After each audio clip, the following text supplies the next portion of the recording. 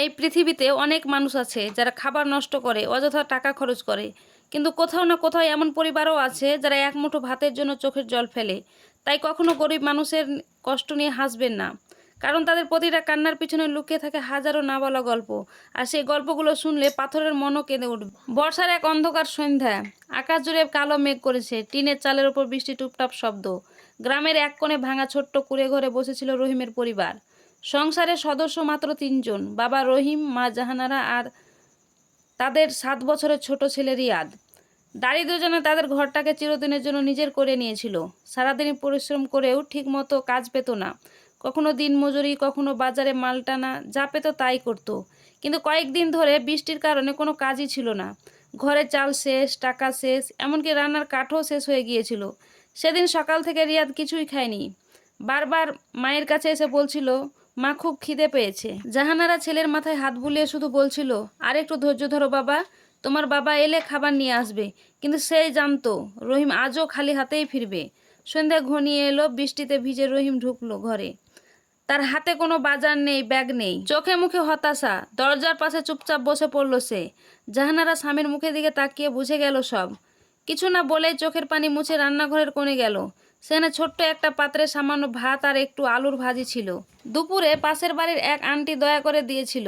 জাহানারা সেটা লুকিয়ে রেখেছিল ছেলের জন্য। সে কাপা হাতে খাবারটা প্লেটে সাজিয়ে রিয়াদের সামনে দিল। রিয়াদের চোখ চকচক করে উঠল। অনেকক্ষণ না খেয়ে থাকার পর খাবার দেখলে যেমন হয়, সে খেতে বসলো। কিন্তু প্রথম লোকমা মুখে দেওয়ার আগে ছেলেটার চোখ পড়ল মায়ের দিকে। মা দূরে বসে আছে, চোখ নিচু করে। বাবা চুপচাপ দেয়ালের দিকে তাকিয়ে। রিয়া ধীরে ধীরে জিজ্ঞাসা করলো, মা তুমি খেয়েছো? জাহানারা জোর করে হাসলো। হ্যাঁ বাবা, আমি খেয়েছি, তুই খেয়ে নে। ছোট্ট ছেলেটা আবার বাবার দিকে তাকিয়ে বলল, বাবা তুমি? রহিম মাথা নিচু করে বলল, আমিও খেয়েছি বাবা। কিন্তু সন্তানের চোখে ফাঁকি দিতে পারল না তারা। রিয়াদ বুঝে গেল বাবা মা কেউই খায়নি। হঠাৎ সে প্লেটটা মায়ের দিকে এগিয়ে দিয়ে কান্না করে বলল, আমি একা খাবো না, তোমরা না খেলে আমিও খাবো না। এ ছোট্ট কথাটাই যেন বজ্রপাতের মতো আঘাত করলো রহিমের বুকে। একজন বাবার কাছে পৃথিবীর সবচেয়ে বড় কষ্ট হলো নিজের সন্তানের ক্ষুধার কান্না দেখা।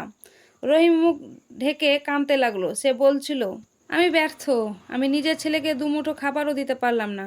জাহানারাও আর নিজেকে সামলাতে পারল না। সে ছেলের বুকে জড়িয়ে ধরে ফুঁপিয়ে কাঁদতে লাগলো। ছোট রিয়াদ তখন নিজের হাত দিয়ে মায়ের চোখের পানি মুছিয়ে দিচ্ছিল। বলছিল, মা কেঁদো না, আমি বড় হয়ে অনেক টাকা কামাবো, তোমাদের আর কষ্ট করতে দেব না। সেই মুহূর্তে ছোট্ট ঘরটার ভিতর শুধু কান্নার শব্দ ছিল। বাইরে ঝড় হচ্ছিল আর ভিতরে ভাঙছিল একটা অসহায় পরিবারের হৃদয়। রাতে ৩ জন মানুষকে এক প্লেট ভাত ভাগ করে খেলো, কারণ তাদের কাছে খাবার কম ছিল, কিন্তু ভালোবাসা ছিল অনেক বেশি। পরদিন সকালে রহিম আবার কাজের খোঁজে বের হলো।